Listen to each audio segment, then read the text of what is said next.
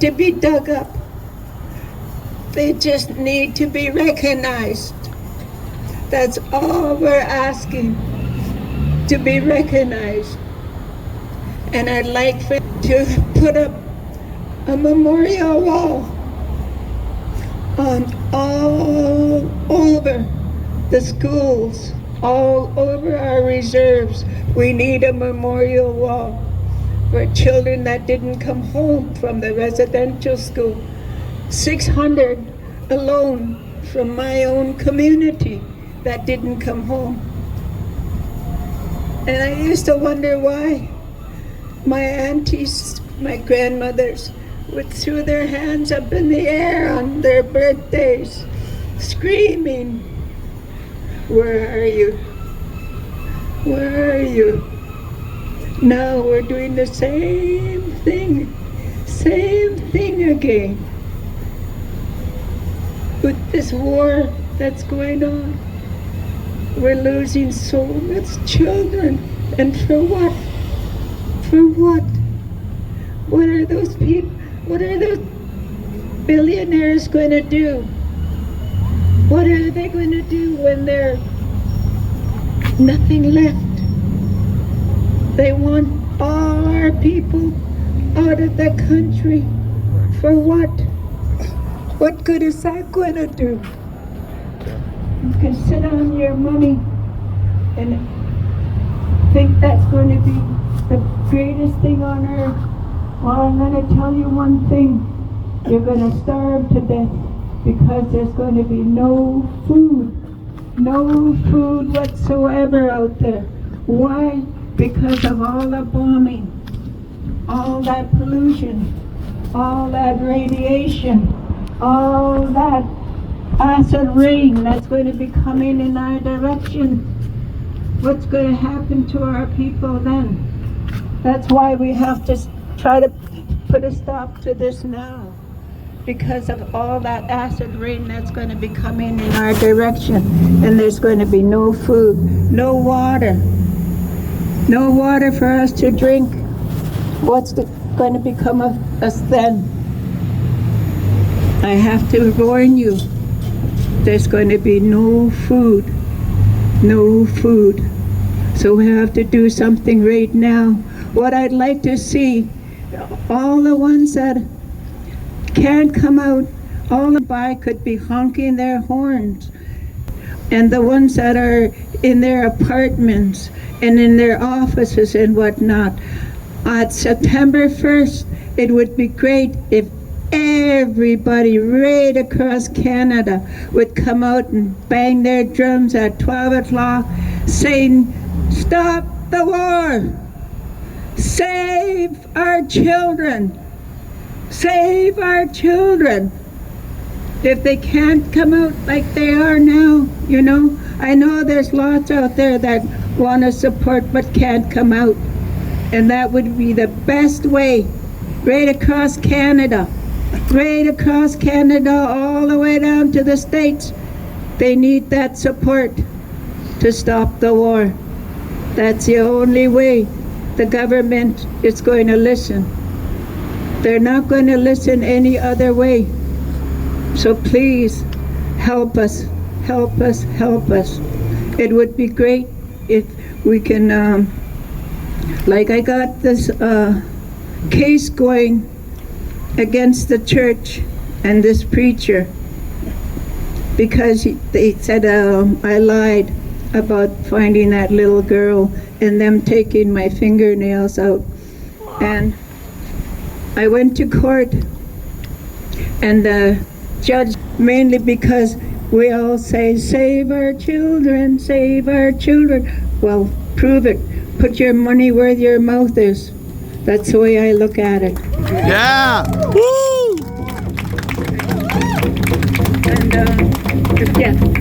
And there's one more thing I'm really compassionate about too, is in our clan, we're killer whales and different things like that. I'm really compassionate about getting these killer whales home to Haida Gwaii from the zoo in South Dakota, San Diego. and we're trying really hard to get them home by doing fundraising and different things like that. Sue is the one that's been helping with all that. She's the one that got different things going on the internet and things like that. And I would really like to say to all the ones that are football players and different things like that, that can help us raise money to bring all the ones that need to help, like the Canucks. They got our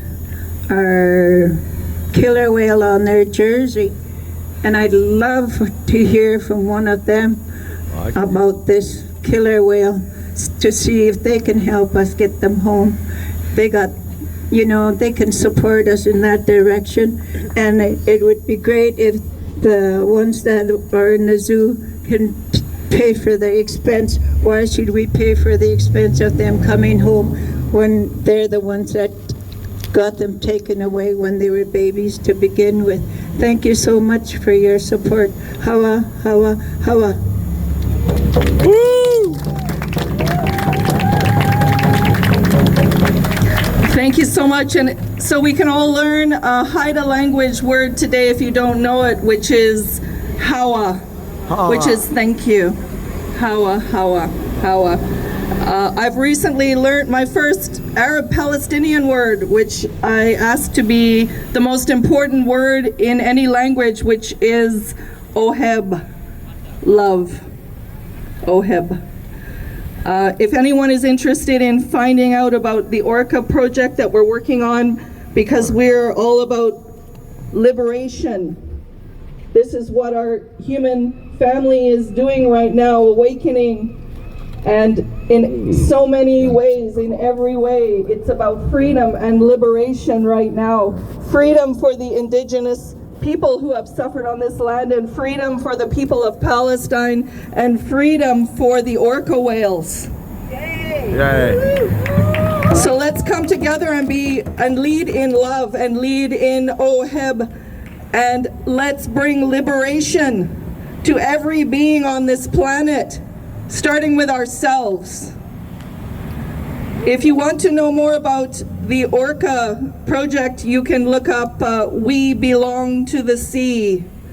And Safina is working on this with people from her nation who want to welcome the orcas back into their territory. We belong to the sea. We are now extremely lucky to have a young woman here from Palestine, Jida, who would like to say a few words about the Palestinian Save the Children. And so let's give her a warm welcome. Thank you so much.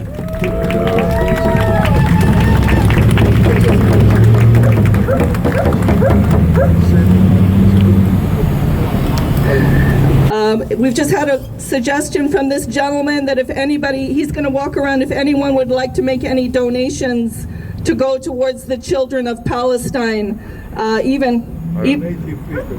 I beg your pardon, for residential school for Safina's legal costs coming up in January.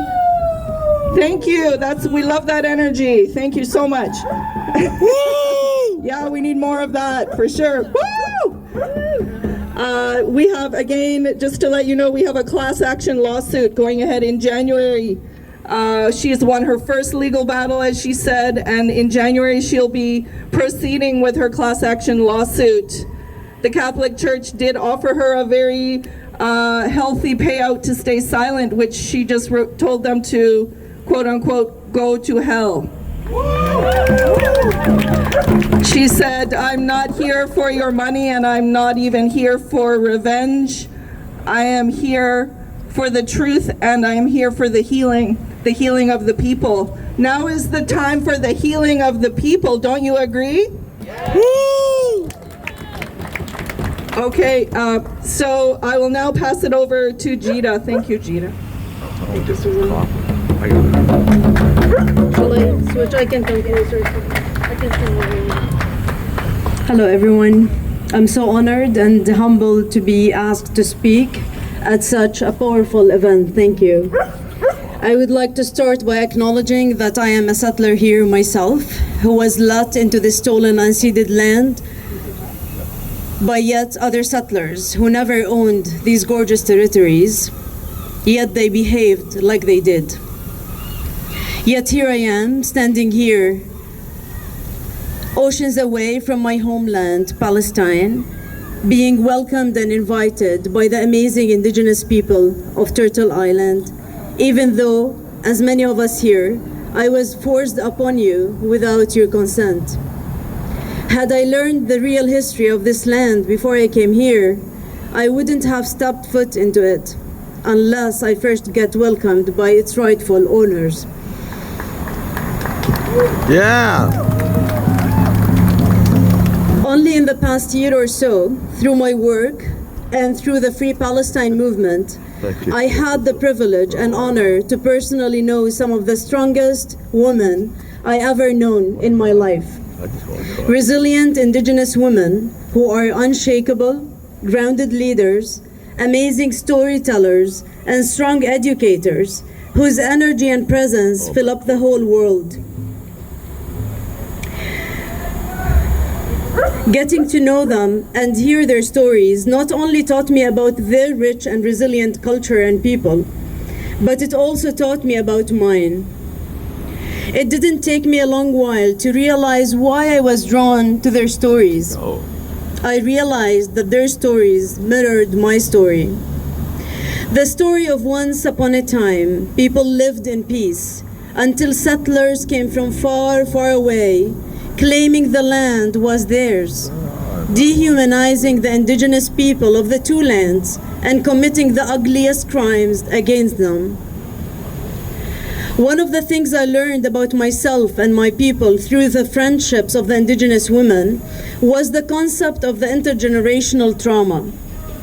In Palestine, we rarely talk about trauma. We just don't. As Palestinians, we learn to just suck it up and keep going. Before this knowledge, I couldn't comprehend why my mom, for example, always takes her decisions out of fear and is always anxious about literally anything, and I could go on and on.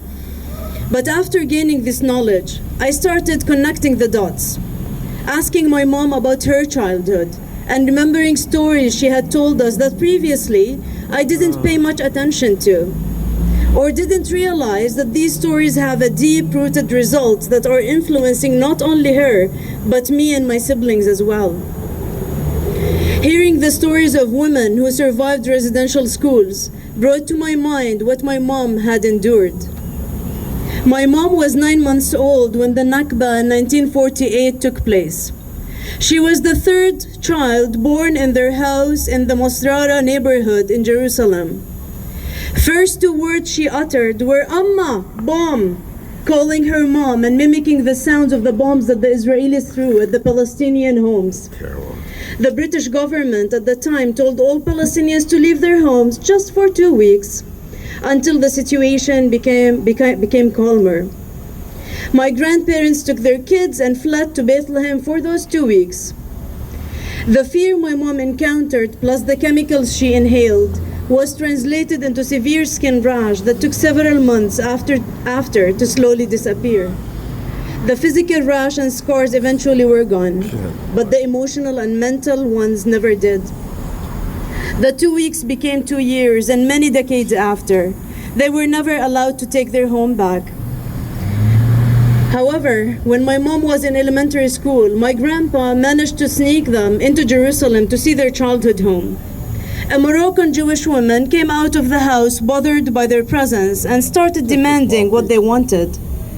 My grandpa knew the whole Israeli army was behind her back, so he gently explained to her that this is the house he had built, and these kids were born in that same house.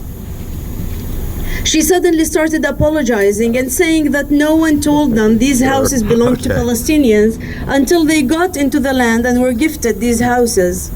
Just like us, she was lied to about the real history of the land. Twisting the truth or hiding it is one of the strong pillars that settler colonialism is built upon.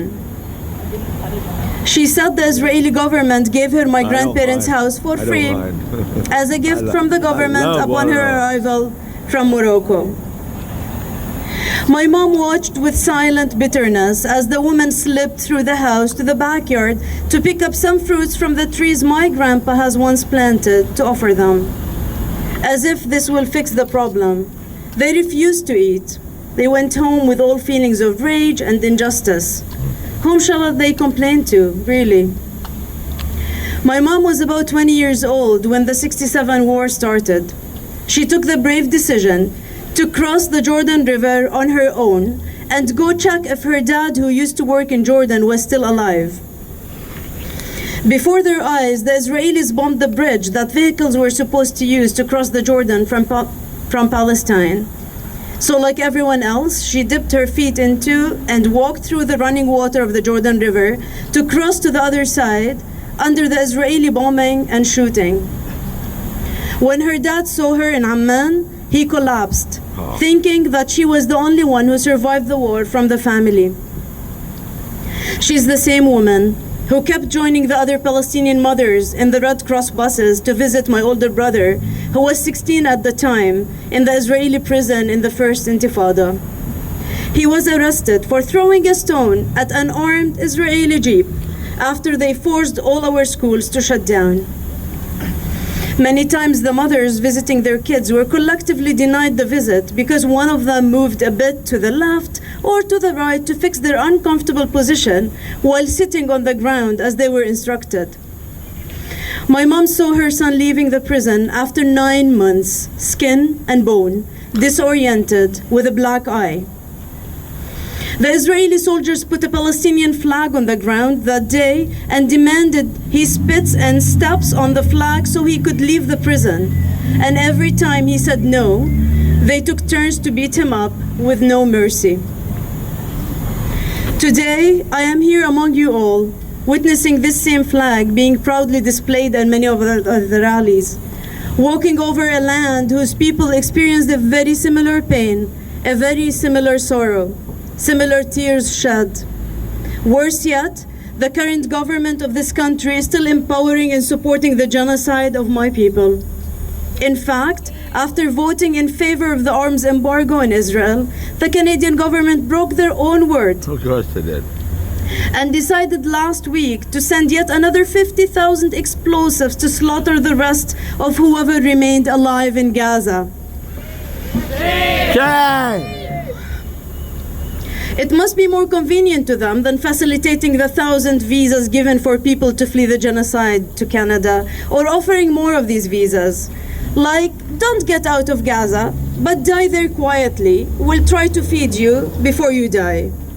As if one genocide this government committed is not enough. Canada, please stop your empty slogans of human rights on democracy.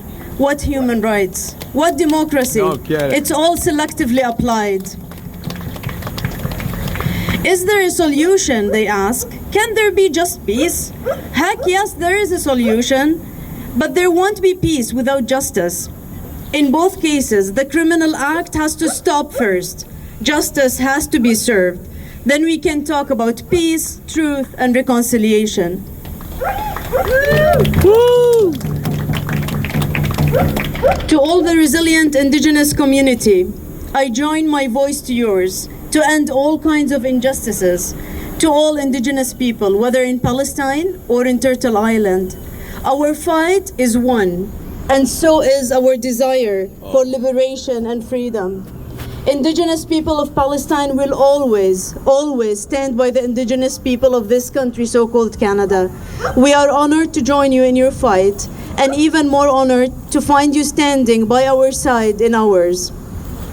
Settler colonialism, genocide, cultural genocide, apartheid, and occupation are never accepted. They never have been and will never ever be.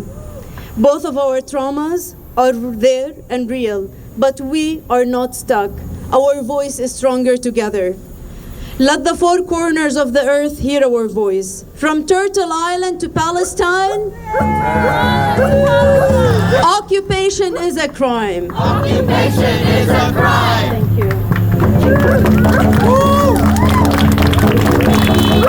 you.